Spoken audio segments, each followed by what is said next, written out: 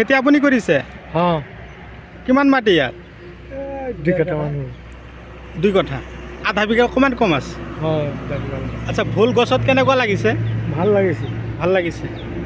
তো গছৰ বয়স কিমান দিন হ'ল? 1 মাহ হ'ল। 1 মাহ পাৰ হ'ল। আচ্ছা, গছত যে এনেকৈ লাগিছে আপোনাৰ ভাল লগা নাই? ভাল লাগিছে। ভাল লাগিছে। আপোনাৰ নামটো কি? এফাজ। হা? আফাছ উদ্দিন। আচ্ছা, ঠিক আছে। এইবিলাক দানা আপুনি এইটো খেতিত দিছিলে? হয়, দিছিলোঁ। দিয়াৰ পিছত গছত ফলন কম হয় নে বেছি হয়? আর কি পুরা ফল আছে, আজকে আবার দেব। আজি আকৌ দিব? আচ্ছা, এইবিলাক আপুনি লৈ আহিছে? হ্যাঁ, লই আইছি। আচ্ছা, তো কি ভুল আছিল? জহা বল। জহা ভুল আছিল। আচ্ছা, এই 2 কঠা মাটি যে আপুনি জহা ভুল খেতি কৰিছে, গছৰ 2 কঠাত পৰা আপুনি কিমান উঠাব পাৰিব? हम तो पूरा गाছে हाले हम 10-15 কেজি কৰে উঠা আৰ কি। আচ্ছা, ফাৰ্ষ্ট 10-ৰ পৰা 15 কিলো উঠি আছে। উঠি আছে। আচ্ছা, যেতিয়া ফুল লাগন দিব গছত অন বেশি উঠবো। কিমান? 60, 70, 50, 80, 1 কুইণ্টেল এনেকুৱা আহি যাব না 2 কঠাতেই? 2 কাঠাতে। আচ্ছা, আপোনাৰ গাঁও? 5 নম্বৰ বড় হাজাৰ। নাম্বাৰ 5 বৰুৱাঝাৰ। আচ্ছা, এই ইয়াত 4 কিলো আছে আৰু ইয়াতো 4 কিলো না? এই যিটো মাৰ্বল, এইটো মাৰ্বল। Marble 4 kilo জিয়াৰ। তাৰপিছত এইটো ভু এক্টিভ, এইটো 4 কিলো আছে না?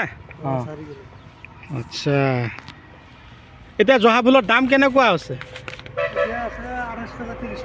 28 টকা 30 টকা।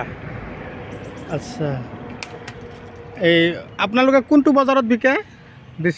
বেছিমাৰি মাৰ্কেটত। আচ্ছা, তো বন্ধুসকল, আপোনালোকে যদি মোৰ চেনেলৰ নতুন ভিউৱাৰ্ছ হিচাপে আছে তেনেহ'লে মোৰ চেনেলটো ছাবস্ক্ৰাইব কৰি দিব আৰু কাষত থকা বেল ঘণ্টিটো লাহেকৈ বজাই দিব, যাতে এনেকুৱা ধৰণৰ উন্নত জৈৱিক, ৰাসায়নিক আৰু বৈজ্ঞানিক পদ্ধতিমতে কৰা খেতিৰ ভিডিঅ' নটিফিকেশ্যন অলৰেডি আপোনালোকে পাই থাকে। তো আজি মই আপোনালোকক দেখুৱাবৰ কাৰণে আহিছোঁ নাম্বাৰ 5 বৰুৱাঝাৰ গাঁৱলৈ। তো দাদাই ধুনীয়াকৈ আপোনালোকক কৈ দিলে যে খেতি মই নিজে কৰিছে, দাদাই নিজে কৰিছে আৰু গছত চাওক মাৰ্বল আৰু হেৰি দিছে ভু এক্টিভ দানা দিয়াৰ পিছত গছত ফলন চাইছে না? প্ৰতিটো গাঁঠিয়ে ফলন। মই আৰু কি ক'ম, নতুনকৈ মাত্ৰহে গছত লাগন দি আছে। যদি এনেকুৱা ধৰণৰ ফলন আপোনালোকৰ গছতো ধৰাব বিচাৰিছে, চাওক এটা ফলন আপোনালোকৰ মিছ নাযাব এইবিলাক দানা দিলে। চাইছে না? মই যে ঘূৰাই দেখুৱাই আছোঁ, এটা ফলন মিছ নাই। এনেকুৱা ধৰণৰ দানাবিলাক যদি আপোনালোকৰ গছত দিব পাৰে তেনেহ'লে আপোনালোকৰ গছতো ছেম এনেকুৱা ধৰণৰ আমাৰ খাৰুপেটীয়া এৰিয়াত যেনেকুৱা ধৰণৰ খেতি কৰি আছে আমাৰ কৃষকসকলে, ঠিক সেনেকৈ আপোনালোকৰ খেতিটো লাগিব। আৰু গছৰ চেহেৰাবিলাক আপোনালোকে চাব পাৰিছে না? পূৰা চিকচিকীয়া হৈ আছে। তো কথা হ'ল, মই এই দানাবিলাক বহুত ঠাইলৈ যোগান ধৰি আছোঁ খেতিয়কসকলৰ কাৰণে। চাব পাৰিছে, কেৱল ফলন আৰু ফলন, এটা মিট যোৱা নাই, এটা ফলন মিট যাব নিদিয়ে। এই ভু এক্টিভ, মাৰ্বল, তাৰপিছত জিভা 26 এনেকুৱা ধৰণৰ দানাবিলাক চাব পাৰিছে। আৰু এই গছবিলাকত যদি পোকৰ ডিষ্টাৰ্ব দি আছে তেনেহ'লে আপোনালোকে গ্ৰেচিয়াছ চেমোডিছ শ্বৰ্ট এনেকুৱা ধৰণৰ পোকৰ ঔষধবিলাক স্প্ৰে কৰিব। আপোনালোকে চাব পাৰিব আপোনালোকৰ গছত আৰু কোনো ধৰণৰ সমস্যা নাথাকিব। তো ভুল গছৰ আগবিলাক এতিয়া মাঘ মাহ পৰিছে, মোটামুটি জানুৱাৰী মাহ শেষেই হ'ল। এতিয়া গছৰ একদম পূৰা গ্ৰ'থ আহি যাব। সেইকাৰণে মই আপোনালোকক কৈ থাকোঁ যে আপোনালোকে এনেকুৱা ধৰণৰ উন্নত দানাবিলাক, উন্নত ঔষধবিলাক। আৰু এটা কথা হ'ল, আপোনালোকে এই খেতি কৰিবলৈ হ'লে আপোনালোকে ওখ মাটি নিৰ্বাচন কৰি ল'ব। তাৰ কাৰণ জহা ভুল খেতি এইটো বৰষুণ আহিলেও কিন্তু ফলন বেছি হয়। বৰষুণৰ সময়ত কিন্তু 1 কিলো জহা ভুল আমি কিনিবলৈ গ'লে কমেও 50ৰ পৰা 60 টকাত কিনি খাব লগা হয়। তো চাওক, কেৱল চাব ইচ্ছা যায়। চাব পাৰিছে, কেৱল গছত ভুল আৰু ভুল। 2 কঠা মাটিৰ পৰা খেতিয়কে মাত্ৰ কৈ থৈ গ'ল যে কমেও 1 কুইণ্টেল 20 কিলো, 80 কিলো, 70 কিলো এই মাত্ৰ উঠাই আছে 30-35 কিলোকৈ। তো লাহে লাহে বৃদ্ধি পাব। চাঙৰ ওপৰত গছখিনি যোৱাই নাই, ইফালে চাং ৰেডি কৰি ৰাখিছে। তো এইফালে গছৰ যিহে গ্ৰ'থ, গছৰ গুৰিৰ পৰাই ফলন লাগন দিছে। মই কি ক'ম আৰু, আপোনালোকে এনেকুৱা ধৰণৰ যদি আপোনালোকে আমাৰ খাৰুপেটীয়াৰ দৰে খেতি কৰিব পাৰে, তো এনেকুৱা ধৰণৰ লাগন দিব, আপোনালোকে চিঙন দি শেষ কৰিব নোৱাৰিব।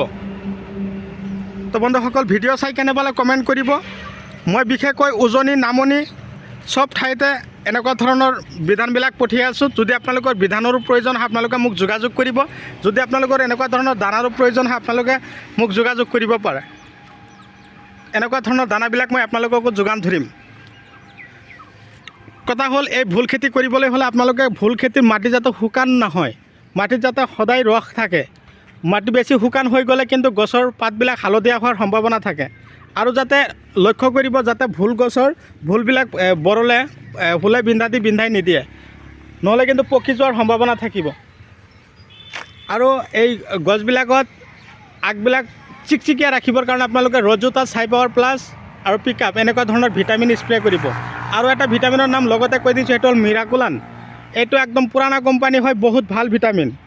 তাৰ লগতে চাই পাৱাৰ প্লাছ, ৰজোটা আৰু এটা হ'ল পিকআপ।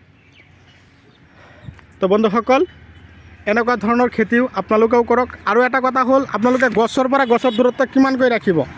3 ফুট বাই 3 ফুট বাই 6 ফুট বা 5 ফুট, 3 ফুট বাই 3 ফুট বাই 5 ফুট বা 6 ফুট এনেকৈ আপোনালোকে জহা ফুলৰ গছ লগাব। ডাইৰেক্টলি মানে আপোনালোকে গুটি দি দিব। আপোনালোকে এঠাইতে নাৰ্চাৰী আকাৰে পুলি পেলাই তাৰপিছত যে লগাব, সাৱধান। এনেকুৱা কৰিলে গছবিলাক তাৰমানে ডাঙৰ হওঁতে অকণমান দেৰি হয়। কিন্তু কথা হ'ল, এতিয়া ডাইৰেক্টলি গৰম পৰি আছে, আপোনালোকে ডাইৰেক্টলি গুটি দি দিয়ক। চাওক, গুটিৰ পৰা গছ হৈছে, কিন্তু গছৰ গুৰিৰ পৰা লাগন দিছে, চাব পাৰিছে। এটা গছৰ মই কি ক'ম, এটা গছতে বৰ্তমান কেৱল লাগন দিয়া আছে কমেও 20টা, এটা গছতে কমেও 20টা। আৰু সিফালে এটা গছ আপোনালোকক দেখুৱাই আছোঁ, এটা গছতে মোৰ এটা হেৰি হৈ আছে, 50ৰ ওপৰত লাগন দিছে। এটা গছতে 50ৰ ওপৰত। ইফালে এটা আগ গৈছে, চাওক 50ৰ ওপৰত লাগন দিছে। চাওক, আমি খেতি নকৰি কি কৰিম? খেতিৰ ওপৰত গুৰুত্ব নিদি আমি কি কৰিম? চবেই আমি খেতিৰ ওপৰত গুৰুত্ব দিব লাগিব। খেতিত যথেষ্ট পৰিমাণৰ টকা আছে, কিন্তু আপোনালোকে কি কৰা নাই?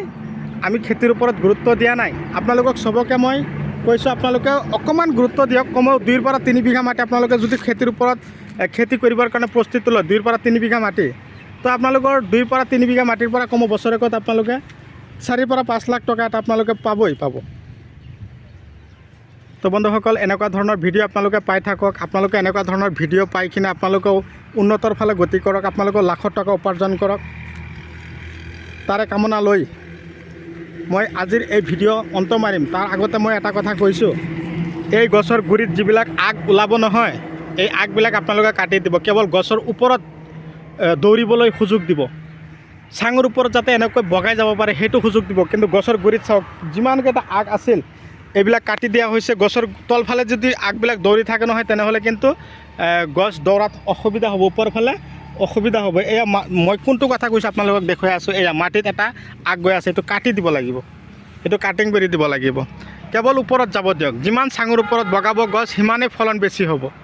এতিয়া আপোনালোকৰ হাইব্ৰিড পটল কৰাৰ সময় হৈছে, জিকা খেতি কৰাৰ সময় হৈছে, ভোল খেতি কৰাৰ সময় হৈছে। যদি বিধান লাগে লাও খেতি কৰিব পাৰিব। আপোনালোকে মোক যোগাযোগ কৰিব 7002163162, 7002163162। এইটো নাম্বাৰত যোগাযোগ কৰিব। আপোনালোকে 100% বিধান পাব, দানা পাব, ঔষধ পাব। তো আজিলৈ এৰিছোঁ, পৰৱৰ্তী ভিডিঅ'ত পুনৰাই লগ পাম। Bye bye.